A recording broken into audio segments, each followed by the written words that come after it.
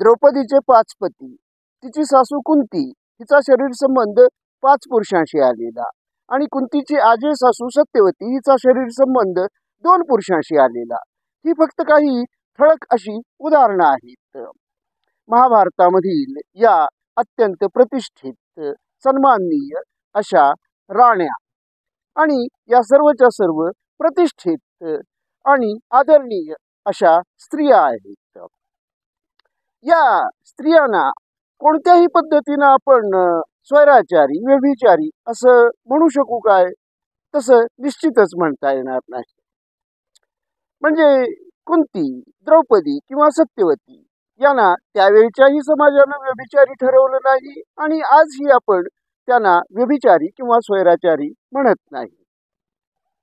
द्रौपदीचे 5 पती, तिचे 5 विवाह, 5 पांडवांशी तिचा विवाह झालेला होता आणि द्रौपदीच्या विवाहाला तर महर्षी व्यासांनी मान्यता दिलेली होती आणि खरं तर महर्षी व्यासांच्या पुढाकारानंच हा विवाह विधी संपन्न सुद्धा झालेला होता आणि द्रौपदीच्या या विवाहाला त्यावेळच्या समाजानं स्वीकारलं, राजकुलानंही स्वीकारलं.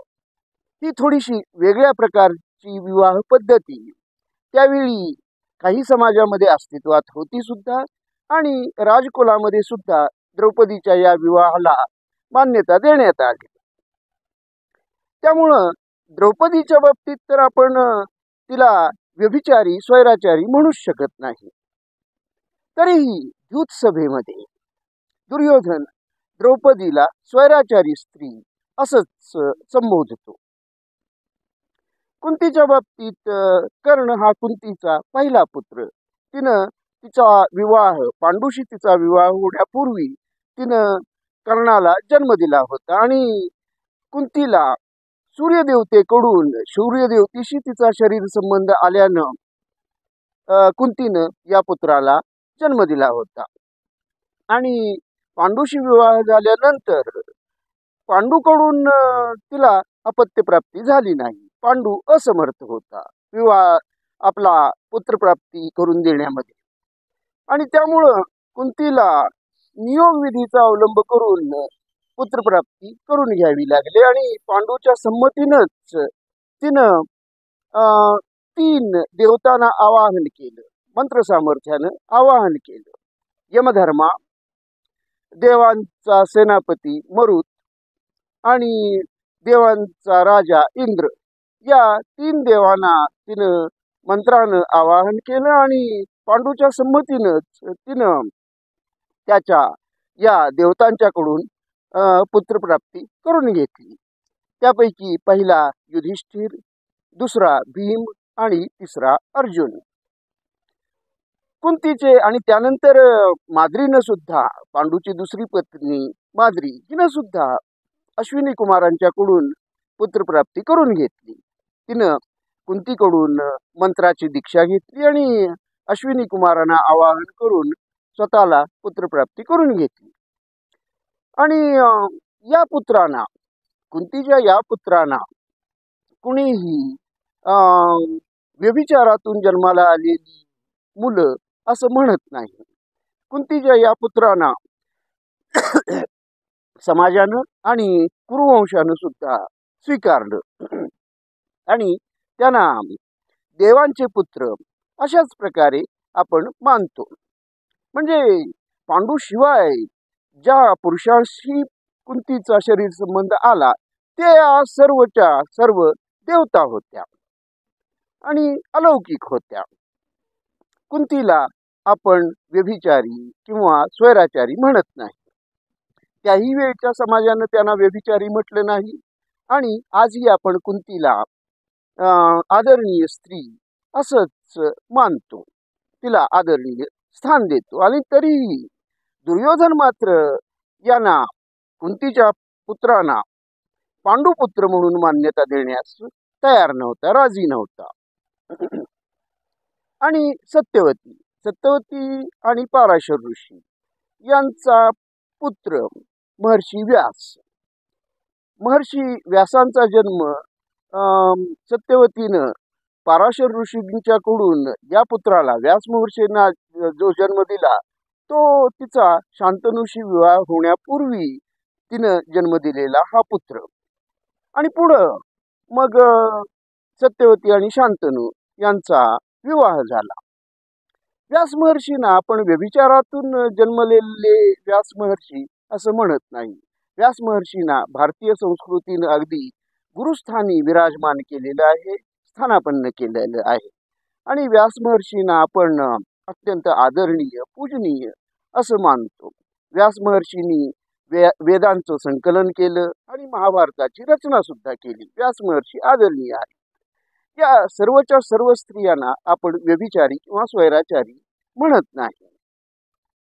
आणि कुंती आणि द्रौपदी यांच्या बाबतीत जर बोलायचं झालं तर या दोन स्त्रियांना तर आदरणीय, पूजनीय, प्रातस्मरणीय अशा पंचकन्या मंत्रामध्ये स्थान देण्यात आलेलं आहे.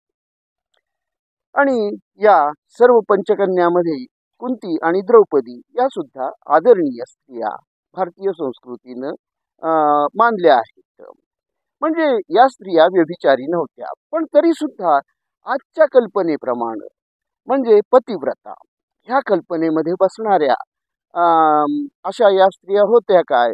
पतिव्रता म्हणजे केवळ एकाच पतीशी एकनिष्ठ असणारी, एकाच पतीशी शरीर संबंध ठेवणारी स्त्री, अशी जी संकल्पना आहे या संकल्पनेमध्ये बसणाऱ्या पद्धतीच्या या स्त्रिया होत्या काय? त्यांचं लैंगिक वर्तन हे या संकल्पनेमध्ये बसणारं होतं असं म्हणता येईल काय? तर ते तसं निश्चितच नव्हतं. मग ही एक पत्नी व्रताची आणि त्याचबरोबर पातिव्रत्याची संकल्पना आणि विवाहाची पद्धती रूढ तरी कधी झाली, ती जन्माला कशी आली, या प्रश्नांची उत्तरं मिळण्यासाठी आपणाला श्वेतकेतूच्या कथेकडे जावं लागेल. श्वेतकेतू हा उद्दालक अरुणी या ऋषींचा पुत्र. उद्दालक अरुणी हे वेदकालीन ऋषी आणि त्यांचा पुत्र श्वेतकेतू हा सुद्धा वेदकालीन ऋषी. आणि एकदा श्वेतकेतू लहान असताना उद्दालक अरुणी हे ऋषी सकाळच्या वेळी सूर्यदेवतेला अर्घ्य देत होते आणि त्यावेळी त्यांचा पुत्र श्वेतकेतू हा सुद्धा तिथं जवळच उभा होता आणि त्यांची पत्नी म्हणजे श्वेतकेतूची माता आणि उद्दालक ऋषींची पत्नी ही सुद्धा तिथंच अंगणामध्ये होती, उभी होती.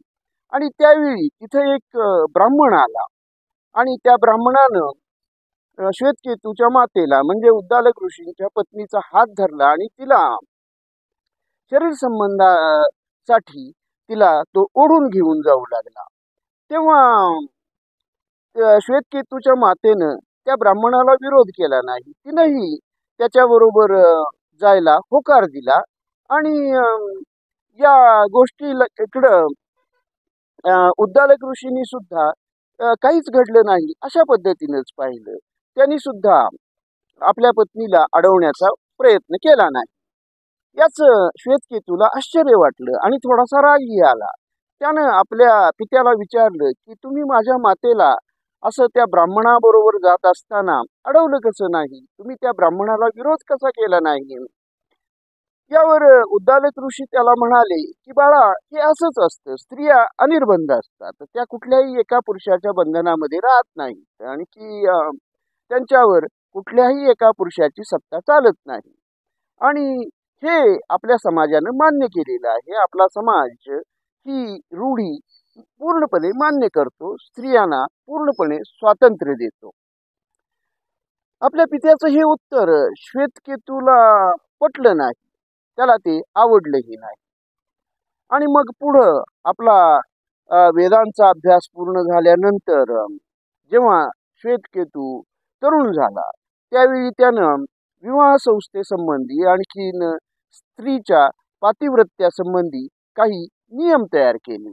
त्यामध्ये त्यानं विवाह हा काही केवळ दोन शरीर एकत्र येण्याचा विधी नसून विवाह ही एक पवित्र अशी संस्था आहे आणि तो एक पवित्र असा संस्कार आहे.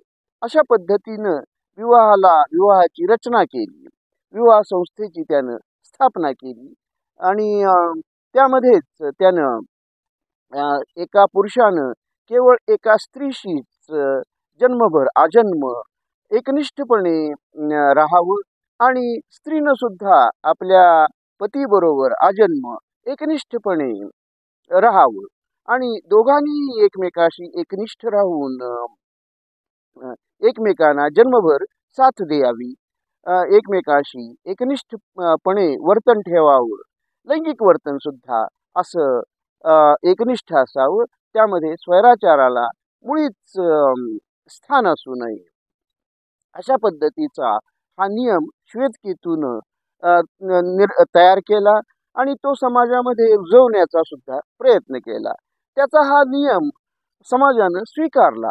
पण तरी सुद्धा हा नियम, विवाह संस्थेसंबंधीचा हा नियम आणि विवाह संस्थेची एकूणच रचना जरी श्वेतकेतून ज्या पद्धतीनं ती निर्माण केलेली होती त्या पद्धतीनं समाजानं स्वीकारली, तरी सुद्धा ती पूर्णपणे रुजण्यास खूप कालावधी जावा लागला. आणि महाभारत काळातही कारण तो काळ ही एक संक्रमणाचा असाच काळ होता, स्थित्यंतरांचा काळ होता आर्य संस्कृतीचा.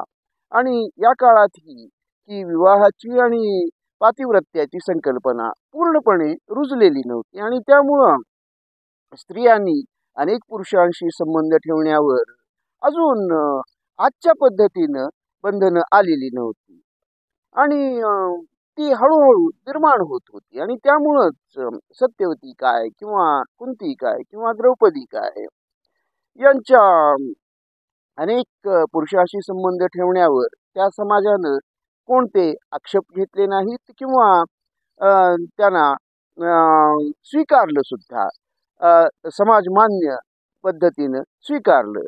आणि आजही काही अपवादात्मक स्थितीमध्ये स्त्रिया आणि पुरुष दोघांच्याही बाबतीमध्ये